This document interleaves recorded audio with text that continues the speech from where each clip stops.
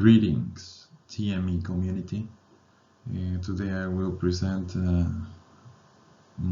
two of my projects named droTube and Cyclone, and they correspond to the current contest Water Power.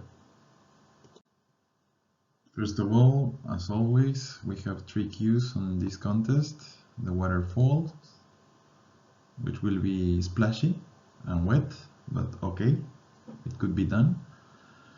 We need to generate a voltage, doesn't matter if it's AC or DC voltage, and an innovative solution. Okay, I will try to think out of the box then. Then a little brainstorming. As we know, every electric generator transduces a form of energy, in this case mechanical, into electrical one. The most common, we can find it by using a DC motor. A DC motor will produce a DC voltage when the rotor spins at a considerable spin. We can find it in a dynamo, for example. We require a pair of force in order to overcome the initial resistance of this rotor and get a high speed, and in consequence a high voltage. But the output of this kind of generators, it's DC voltage. So as an alternative, there's a sensor that uses a pickup coil and might produces an AC voltage. Normally is used for automotive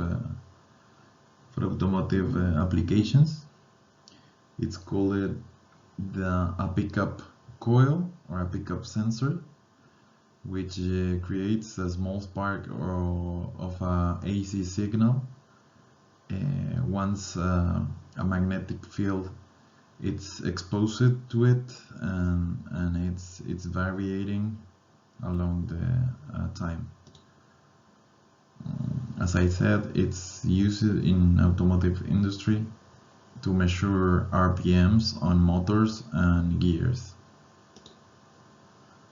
Okay, let's try to make them fight in order to, compare them which one it's better.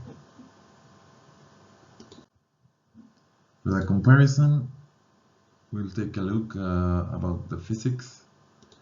Okay, for the DC motor, we can use the equation of the Kirchhoff law, which defines an output voltage related with a counter force, electromagnetic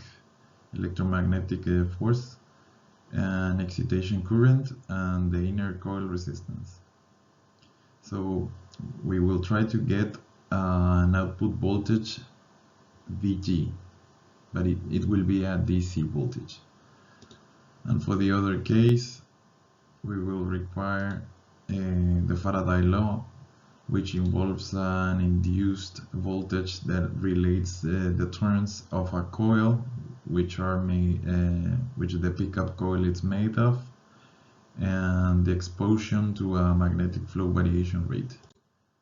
Okay, if I can define this contest, will be with three words: testing, testing, testing. So to design the test bench 1,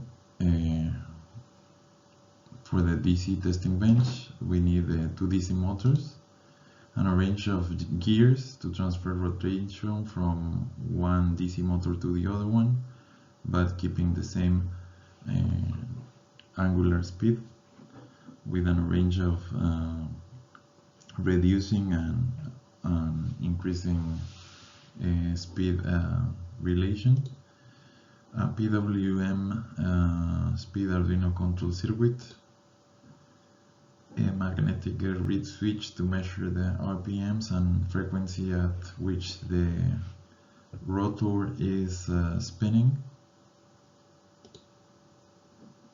and 9 volts DC power source.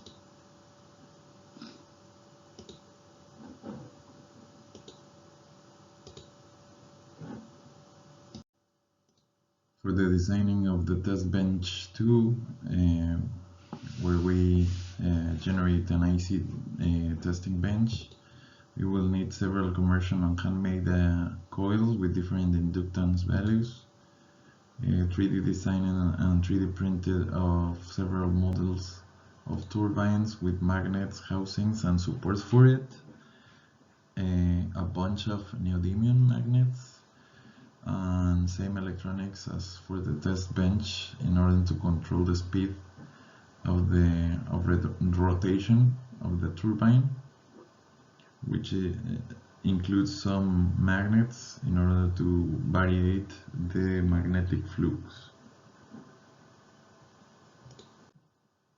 Okay, let's see a little bit how they work. At left we can find the pair of DC motors working. Here we are measuring in the yellow tester, we are measuring the voltage for the motor 1, which is the input, and in the second tester we are measuring the output voltage that it's produced by the second motor. So by having the equation of the Kirchhoff law, we obtain 1.3 volts from the DC generator, but introducing 2 volts to the input generator and reaching 1115 RPMs. Therefore, we get 0.65 relation between the voltage that we obtain from the voltage that we introduce. And for the second setup of our dry testing, we start modulating the current for the DC motor that it's inputting the angular speed. The turbine is spinning now, making a magnetic field rotates, and we are getting here an AC voltage up to 5 volts and varying depending on the speed of the angular speed of the turbine.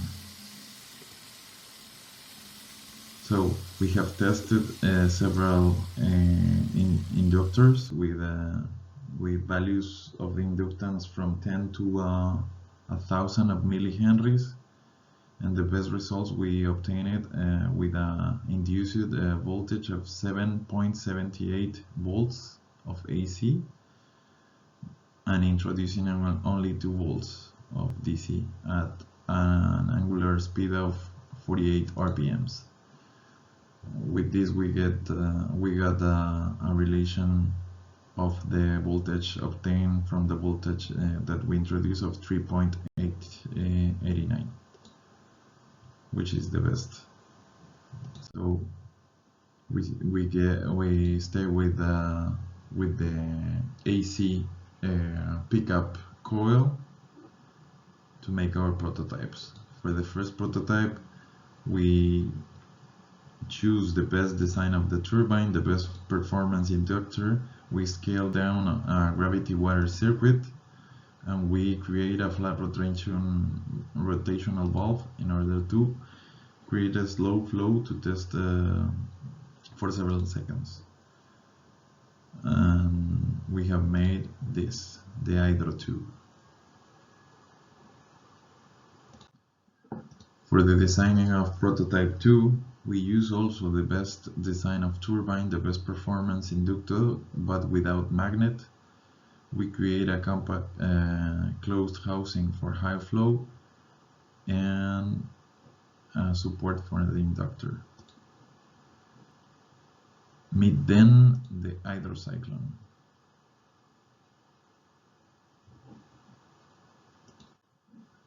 And finally, the wet testing.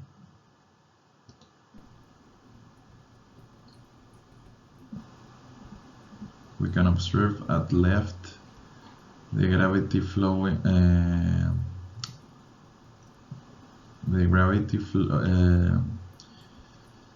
hydrocyclic that it's flowing through the turbine in order to get a inducted voltage. Due to its slow flow, it's a low voltage AC which is getting. And for high speed, we have used a hose at high pressure. So as we can see here,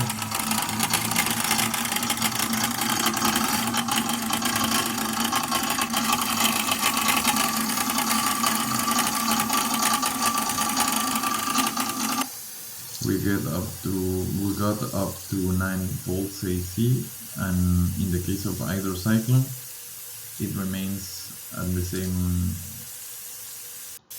point as the gravity cyclic one, the either two, but for only low flows.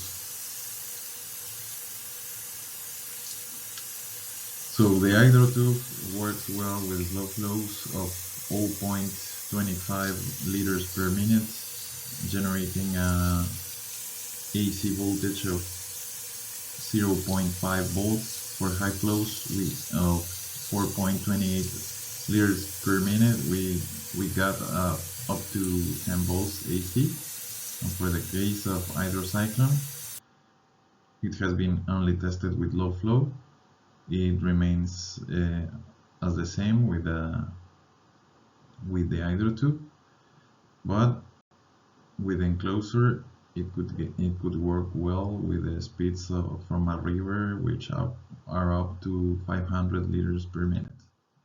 So among our accomplishments, the either tube at low flows by gravity, lower than 0.25 liters per minute, it produces less than a volt, but with higher flows up to 4 liters per minute, it produces up to 10 volts of AC. The either Cyclone, it has only been tested in low flows, but it is promising for higher flows than 5 liters per minute. Thanks a lot. It has been fun and really time consuming. Thanks.